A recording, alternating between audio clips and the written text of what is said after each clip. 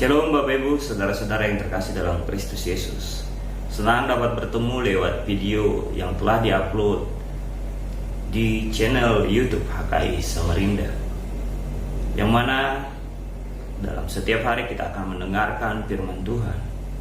Untuk itu HKI Samarinda komitmen untuk menyampaikan firman Tuhan lewat video yang akan diupload dalam channel YouTube HKI Samarinda. Pada hari ini kita akan mendengarkan firman Tuhan yang tertulis dalam Injil Markus. Oleh karena itu, sebelum kita mendengarkan firman Tuhan, kita berdoa. Bapa di surga, terima kasih Tuhan buat penyertaan-Mu dalam hidup kami, yang mana Tuhan boleh antarkan kami sampai di awal tahun baru ini. Pada saat ini Tuhan, kami telah menjalani hari kedua dari tahun baru ini.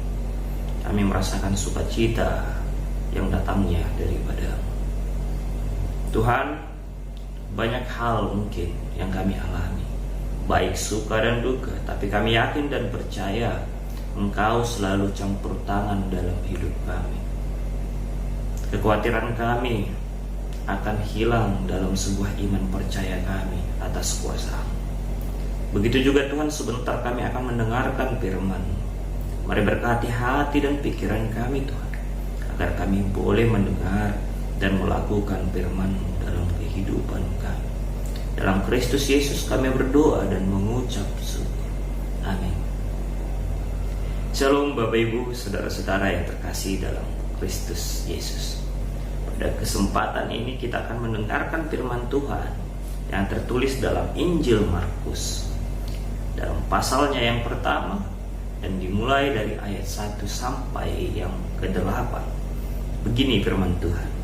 Inilah permulaan Injil tentang Yesus Kristus anak Allah, seperti ada tertulis dalam kitab Nabi Yesaya. Lihatlah, aku menyuruh utusanku mendahului engkau. Ia akan mempersiapkan jalan bagimu. Ada suara orang yang berseru-seru di atas padang gurun. Persiapkanlah jalan untuk Tuhan, luruskanlah jalan baginya. Demikianlah Yohanes Pembaptis tampil di padang gurun dan menyerukan, bertobatlah dan berilah dirimu dibaptis, dan Allah akan mengampuni dosamu. Lalu datanglah kepadanya orang-orang dari seluruh daerah Yudea dan semua penduduk Yerusalem, dan sambil mengaku dosanya, mereka dibaptis di sungai Yordan. Yohanes memakai jubah bulu unta dan ikat pinggang kulit, dan makanannya belalang dan madu hutan. Inilah yang diberitakannya, sesudah aku akan datang ia yang lebih berkuasa daripadaku. Membungkuk dan membuka tali kasutnya pun aku tidak layak. Aku membaptis kamu dengan air, tetapi ia akan membaptis kamu dengan Roh Kudus. Saudara-saudara yang terkasih dalam Kristus Yesus, yang mana kita telah mendengar apa yang tertulis dalam Injil Markus. Nah, yang mana kita tahu bahwasannya Injil merupakan sebuah kabar baik. Begitu juga dengan Markus yang mengkabarkan tentang hadirnya Sang Juru Selamat. Markus juga menghubungkan tentang peranan seorang Yohanes Pembaptis. Dan Yohanes Pembaptis juga memiliki argumentasi dengan mengatakan bahwasannya sesudah ia maka akan datang yang lebih berkuasa daripadanya. Artinya Yohanes menjelaskan bahwasannya yang akan datang adalah seorang penolong. Ketika Yohanes membaptis orang-orang Yudea dan Yerusalem kala itu dengan air, maka yang akan datang membaptis mereka dengan firman Allah. Firman Allah yang kita kenal adalah Yesus Kristus, yang punya peranan yang hadir di dunia sebagai penebus dosa manusia. Yohanes Pembaptis juga menekankan orang-orang yang ada di Yudea kala itu untuk bertobat dan mengakui dosanya, dan mereka akan dibaptis.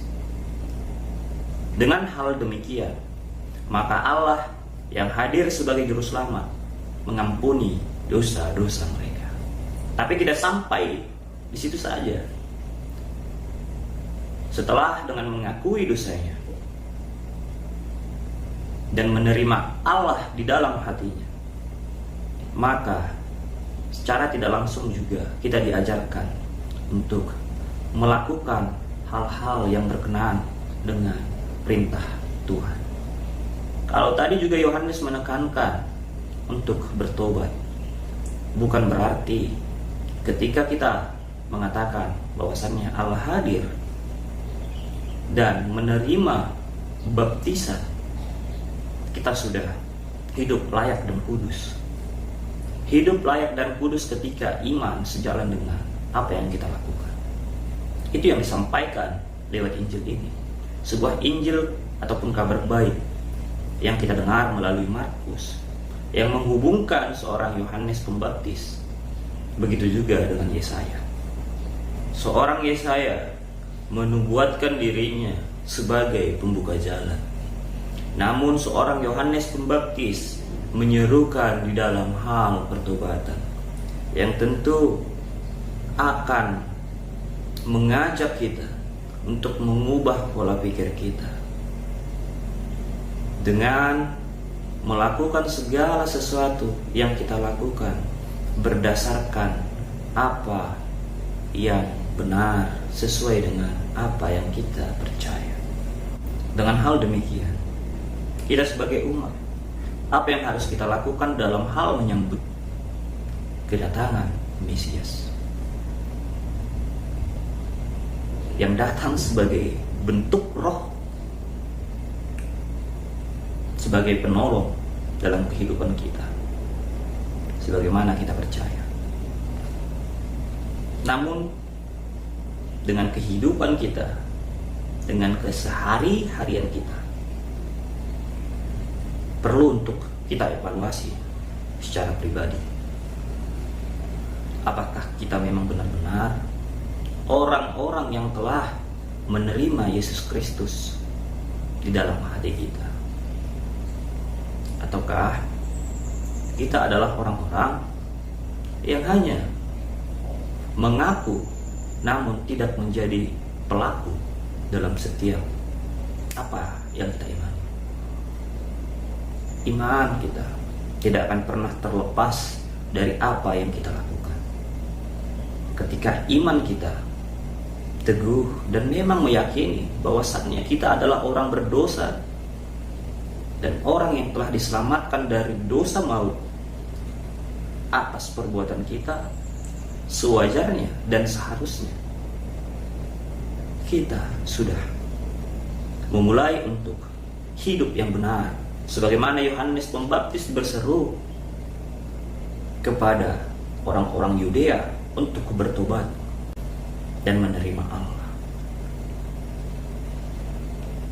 Bukan hal dengan demikian seolah-olah mereka semua selamat hanya dengan menerima baptisan yang telah diberikan ataupun yang telah dilakukan oleh Yohanes.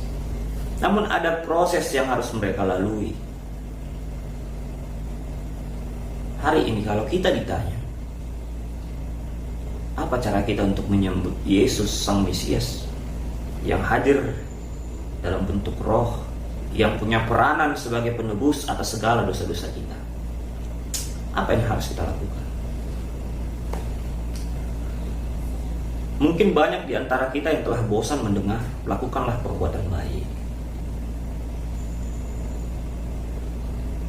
Seringlah berbuat baik. Mungkin kita sudah bosan mendengar itu.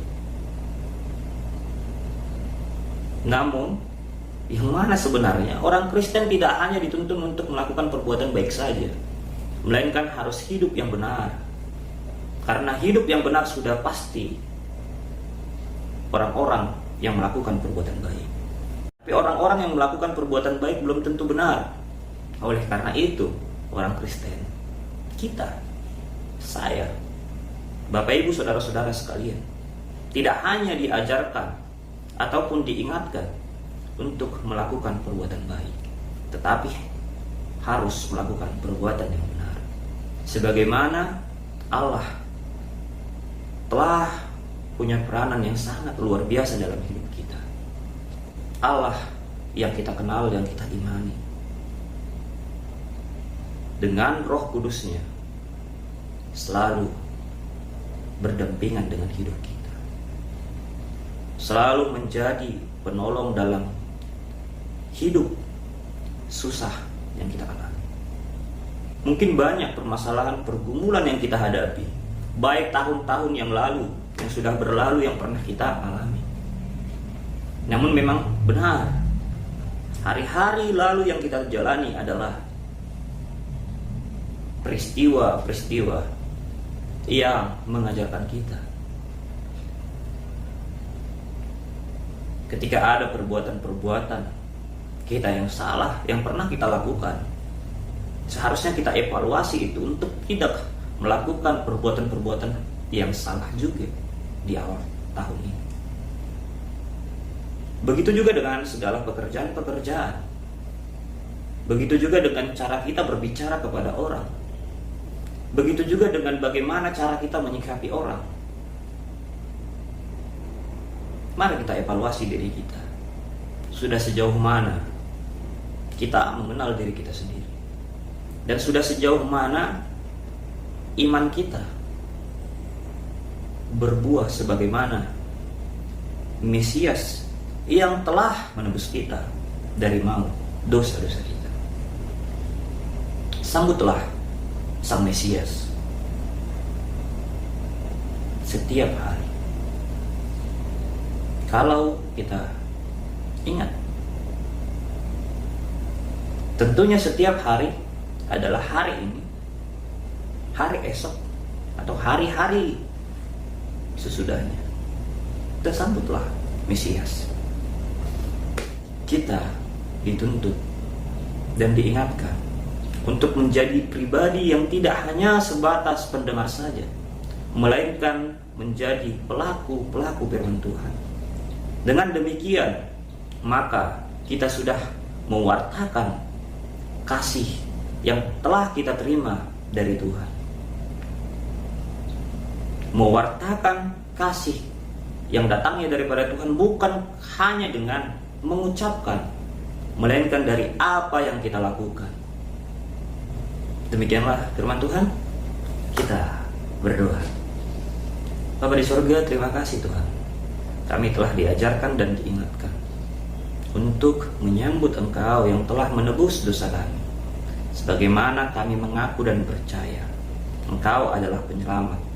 Oleh karena itu Tuhan, kami akan menyambut-Mu dalam hidup kami dengan Roh-Mu yang berdiam atas kami. Oleh karena itu Tuhan, itu semua dapat terbukti dari apa yang kami lakukan. Ketika kami memang benar-benar orang yang telah menerima Engkau di dalam hati kami, maka perbuatan kami akan sejalan dengan apa yang kami imani. Sebagaimana Engkau berkarya sebagai penolong, penebus atas dosa kami. Untuk itu Tuhan, mari Tuhan kuatkan kami, Tuhan mampukan kami untuk menjadi pelaku yang akan mewartakan kemuliaan dan kemahakuasaan Tuhan dalam hidup kami. Terima kasih atas firman yang kami dengar. Semoga Tuhan, firman ini dapat berbuah dalam hidup kami dan boleh kami lakukan di dalam kehidupan kami. Terima kasih Tuhan. Dalam Kristus Yesus kami berdoa dan mengucap syukur.